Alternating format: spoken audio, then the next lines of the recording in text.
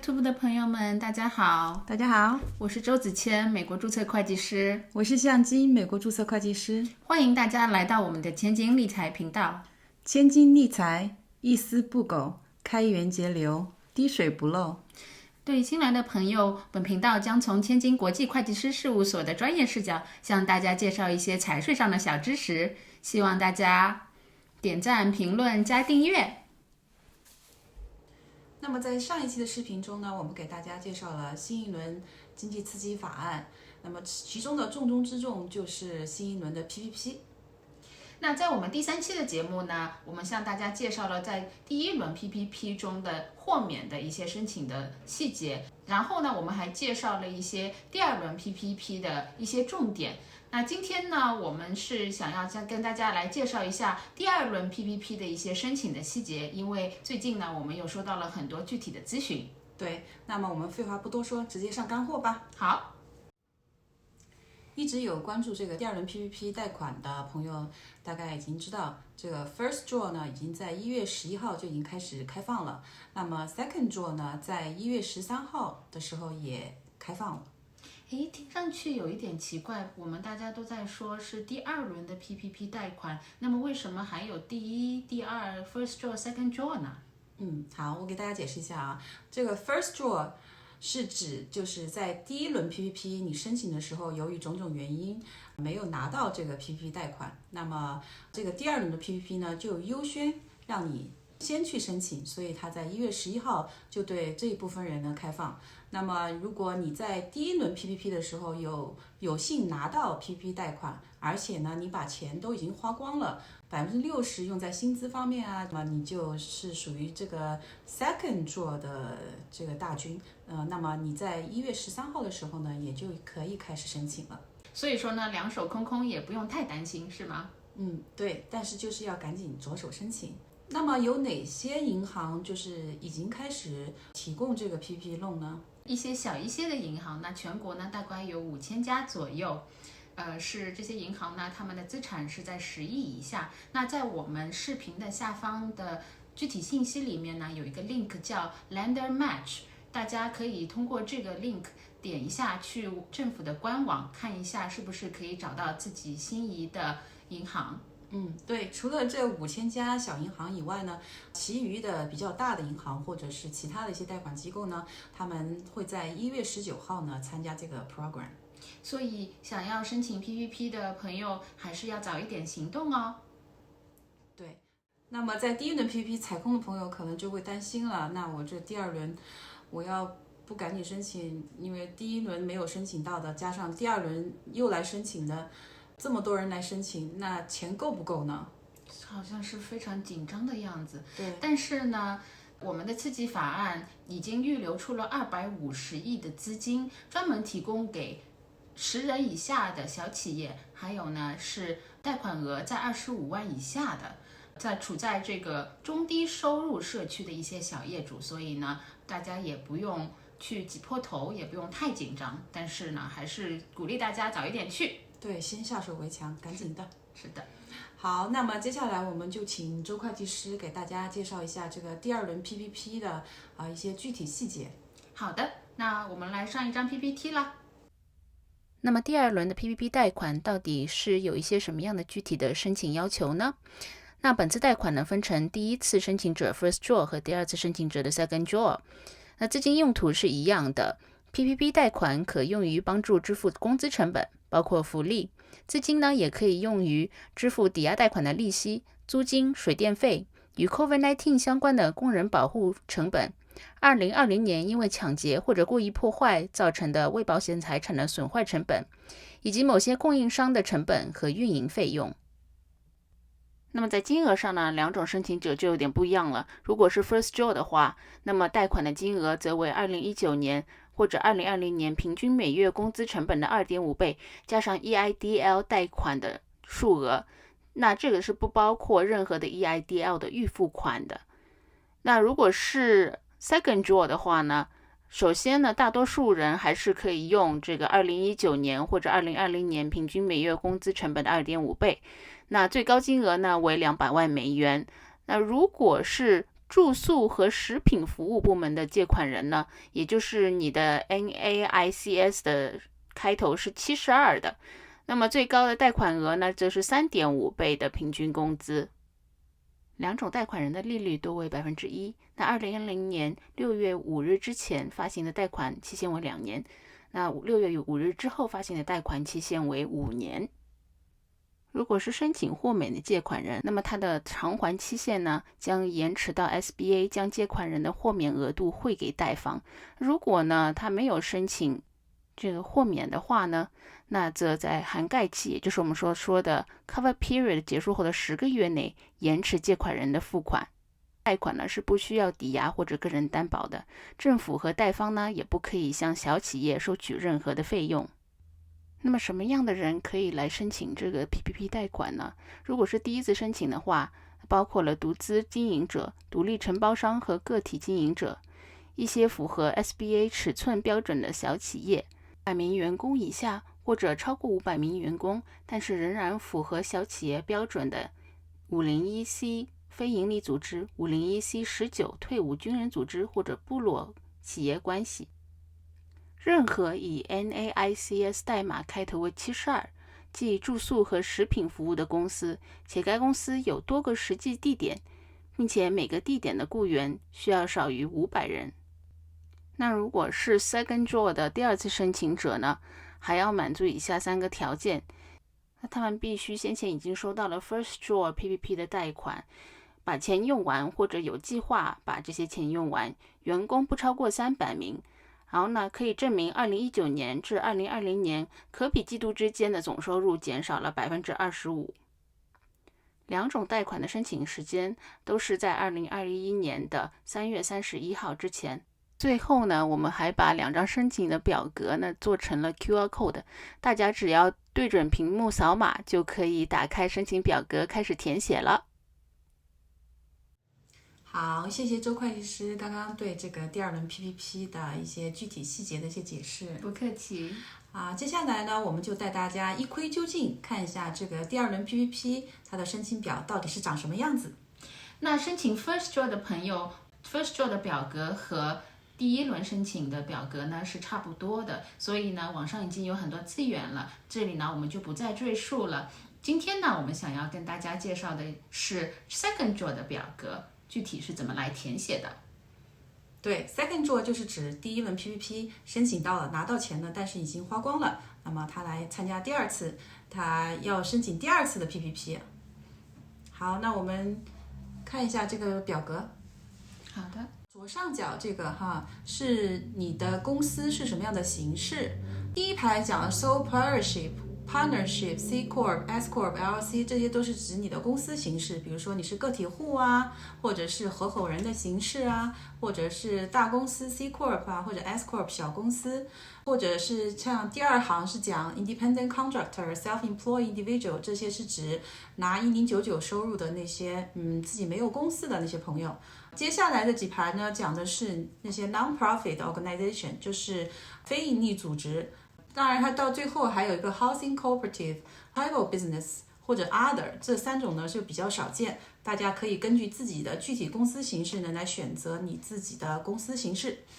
这边呢 DBA 或 trade name 呢，是指你的公司的艺名，因为在这个下方有问你的 business legal name， 就是你的法律上面的你的公司名字。接下来还有在一个 year establishment， 就是说你这个公司什么时候成立的。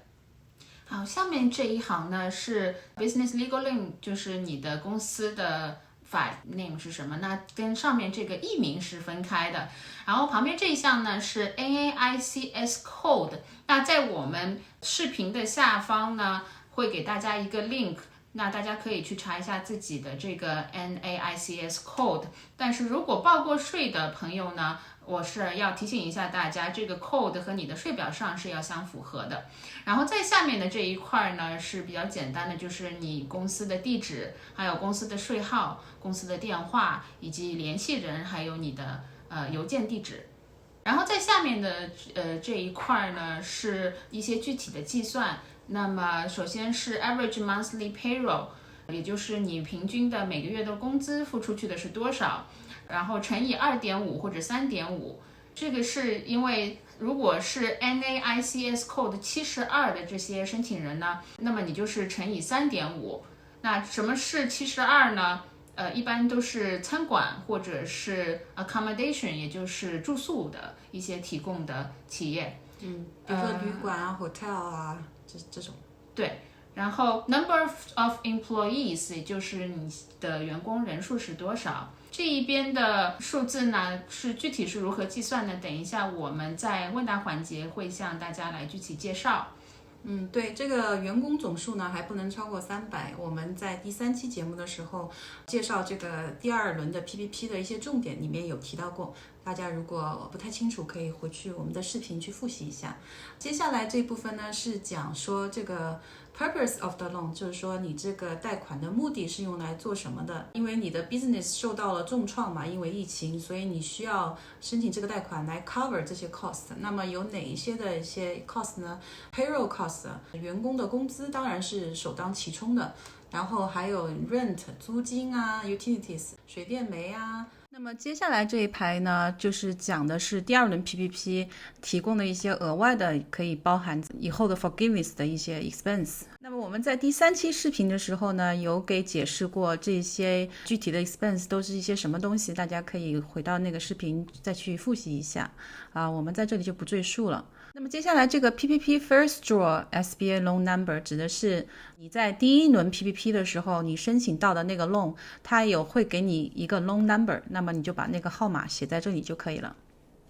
好，接下来是下面一个部分，这个是我们第2轮的一个非常重要的一个条件，也就是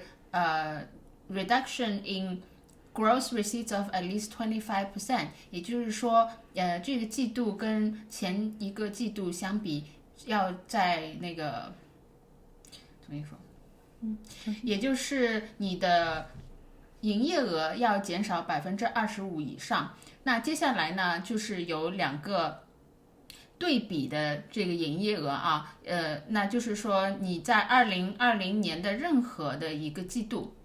你的营业额是多少？还有呢，在右边的这个呢是用来相比较的这个季度，也就是说超过了25%的 reduction 来相比。比如说2020年第2个 quarter， 那么你相对比的这个季度呢，就是2019年的第2个季度。如果是新的企业的，如果是没有2019年的话呢，那么就是其他的条件。那这一块呢，具体是有一些什么样的法条，等一下我们也会在问答环来给大家具体的介绍。好的，那么下面这一小块呢，讲的是这个 applicant ownership， 就是说你的一些股东的一些信息。那么大家可以看到这个表格上面写的是 owner name、title、ownership percentage、TIN、address， 就是说你要把你这个股东的姓名和他的职位和他的股份的百分比，然后接下来就是他的税号。如果你这个股东是一个公司的话，那就是公司的税号；如果是个人的话，就是你个人的涉案号。接下来就是你的地址。要提醒大家注意的是，超过20%，如果你的股份超过了20%，你才需要把你的信息提供在这个表格以内。20%以下的股东呢，就不需要提供他的个人信息。好，在接下来的这一部分呢，是一些股东需要回答的问题。那主要呢是一些背景调查，比如说第1条说的是这些股东是不是有一些违法的行为，第2条说的呢是不是以前的 loan 被取消过，第3条呢是说这些股东是不是还有其他的生意。那么第4条呢也是这个犯罪记录，跟犯罪记录是有关的。第5条也是跟犯罪记录有关的。那第6条呢是说是不是所有的这个公司的所有的员工都是在美国的这个比较重要。第7条是说这一个申请贷款的这个公司是不是一个连锁。那为什么这么问呢？那么下面就是第8条来问了。那么如果是连锁的话，那它是不是在这个 SBA 有注册过？那如果是注册过的话呢，那注册的号码是多少？ OK， 刚刚周会计师讲的那一部分呢是 question， 就是问卷调查，你只要点 yes or no 是或者不是。那么接下来这一部分呢，就是需要你签字的一些环节呢，你必须得把你的名字的首字母呢签在每一段话的前面 ，OK， 这一些段落呢，其实就是要你证明自己就是比较诚实的来证明说你是满足这个第二轮 PPP 的一些申请条件的。那么具体是哪些条件呢？刚刚周会计师已经在这个具体细节方面呢给大家已经介绍过了。那么值得提醒大家注意的就是，你必须得在每一段的那个旁边打横线的地方呢写上你的名字的首字母，不然的话呢你这个表格就会被作为是不完整的，那么有可能就不会被接受。记得要签字画押哦。对，好，那这个表格的基本内容我们给大家都差不多介绍完了。在它表格的末尾有一个 optional， 就是你可填可不填。这个表格主要就是讲说你的这个公司的主要负责人的名字和他的这个身份或者是他是不是美国老兵或者是他的族裔比如说亚裔或者是西班牙裔这些都是因为涉及到种族，都是一些 optional 的，你可以填也可以不用填。好，那以上呢就是这张表格所有的内容了，大家都明白了吗？如果不太清楚的呢，可以在这个留言区呢给我们留言提问题。好，谢谢向会计师给我们具体的介绍。那么接下来呢，又到了我们的问答环节了。今天是千问精答，也就是我来问问题，我来回答。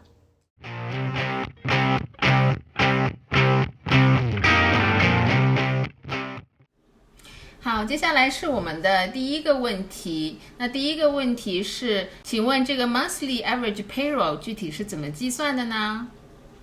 好，下面我在下页 PPT 给大家具体的介绍一下。第一个问题问的是平均每月工资 monthly average payroll 怎么计算。那么对于大多数申请人来说呢，将使用2019年或者2020年的平均月薪，但是不包括年薪10万美元以上的员工。对于每个雇员在涵盖期间，就是 cover period 类，按比例折算支付急需支付的。对于季节性的行业呢，申请人可以选择改为使用申请人在2019年2月15日至2020年2月15日的任何12周期间的平均月工资总额，但是也还是不包括这个年薪10万美元以上的员工。对于每个雇员呢，在涵盖期间内按比例折算支付急需支付的。对于没有12个月工资成本，但于2020年2月15日就开始运营的新企业，则可以按照已产生薪资成本的月数计算平均月薪，但也是不能包括那个年薪10万美元以上的员工，在涵盖期间呢，按比例折算支付急需支付的。对于拿这个1040附表 Schedule C 的申请人，意思就是那个拿1099收入的人，他们就是把这个1099收入报在这个 Schedule C 上面嘛。此类的申请人呢，他的工资成本使用这个 C 表格的第31行净利润额，上限呢也是10万美元，再加上员工的任何的合格的工资支出。对于属于这个合伙企业的申请人，就是 partnership 的这些 partners 呢，他的薪资成本是根据他这个1065表格里面的 K1 中间的那个报告，是使用他个人的自营净收入来计算的，减去税法第179条所要求的费用减免，还有他那个未报销的合伙人企业的费用，以及对这个石油和天然气财产的耗借费用乘以 0.9235但是这个费用呢也不能超过10万美元，再加上雇员的任何的合格薪资成本。这里要友情提醒一下看不懂这个 K1 表格的呢，请咨询专业的 CPA， 免得呢你拿错了这个数字算错了，那就得不偿失了。好，谢谢向会计师精彩的解答。那接下来是我们的第二个问题，就是这个 number of employee 这个雇员的人数是怎么计算的呢？好，那么接下来我给大家具体介绍一下。OK， 第二个问题问的是雇员的人数怎么计算？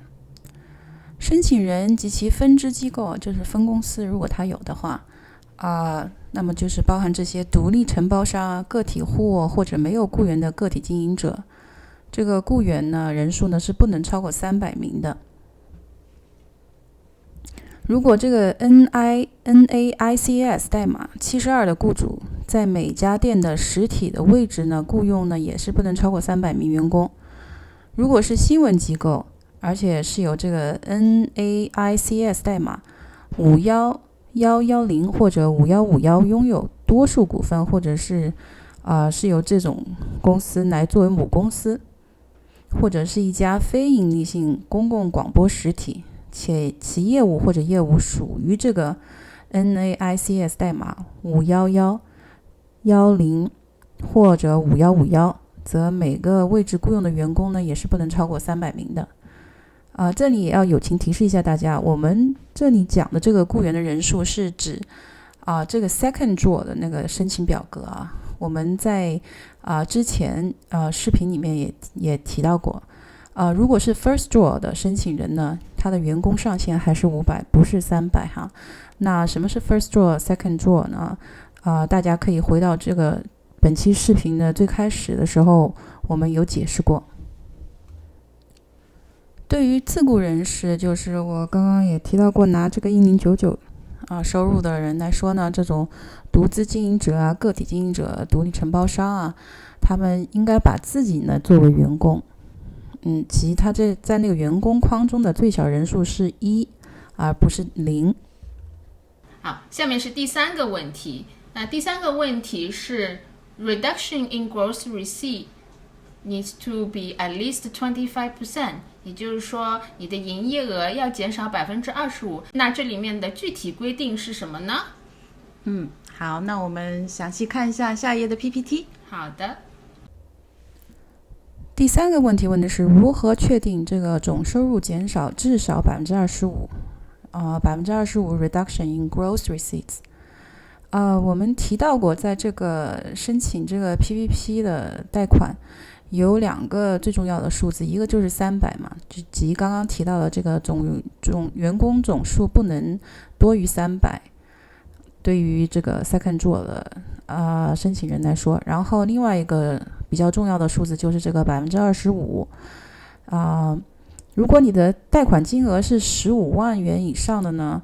他的这个申请者必须指定在2020年符合此要求的季度，他必须指定一个季度，而且还要指定就是用作参考基准的另一个季度，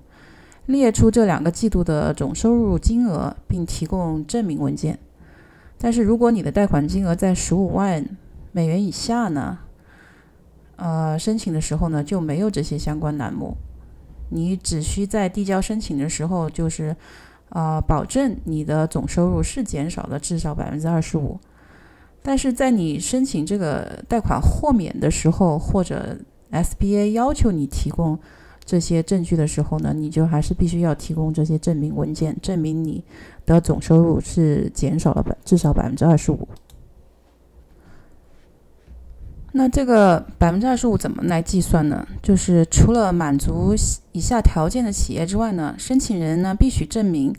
在2020年任何一个季度的总收入比2019年同期减少至少 25%， 或者申请人可以将2020年的年度总收入与2019年的年度总收入进行比较，就是一整年的选择使用年度总收入的申请人呢，必须在这个2020 quarter 及 reference quarter 的栏目中间输入 annual， 这个 annual 的意思就是年度的意思，并且呢必须提交年度税表的副本，证明以此来证明你年度总收入的减少是至少减少了 25% 的那么有的人就会问了，那我如果2019年有些季度我没有营业，那怎么计算呢？那分下面这3种情况。第一种情况是对于没有在2019年第一及第二季度营业，但是有在2019年第三及第四季度营业的企业呢，申请者呢必须证明2020年的任何一季的总收入比2019年第三或第四季度的减少至少了25%。第二种情况是指对于没有在2019年第一、第二及第三季度营业，但是有在2019年第四季度营业的企业呢，申请者则必须证明2020年的任何一季度的总收入比2019年第四季度的减少至少25%。第三种情况是对于没有在2019年营业一整年都没有营业，2019年一整年都没有营业，但是有在2020年2月15日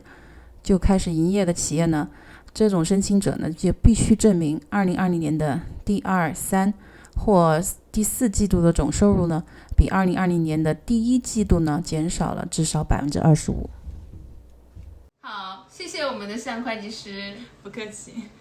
那接下来是我们最后一个问题，可能跟今天的 PPP 不是太相关，但是也是最近的一个大热门了，也就是我们拜登总统的1.9万亿的美国拯救计划。那我们现在大家都收到了很多的问题，就是这个新一轮的 stimulus check 到底是$1400呢，还是$2000呢？而且呢，这个1.9万亿的美国拯救计划里面还有一些什么其他的内容呢？可不可以请我们向会计师给大家来介绍一下呢？好，那么这么多内容呢，我们打算呢把它放在下一期的视频中，给大家仔细的来解答。所以如果大家不想错过我们的精彩更新的话，别忘记了订阅我们的频道哦。好，以上就是我们对 PPP 第二轮的所有的流程的一些介绍，那不知道大家都学会了吗？你会填表了吗？如果还没学会，或者是有其他问题，没关系，欢迎在这个评论区给我们留言。但是我们还是要提醒一下大家哦，公众社交平台的这些视频呢，只用于科普。如果你有具体的问题呢，欢迎你私信我们。好，大家下期再见啦，拜。拜。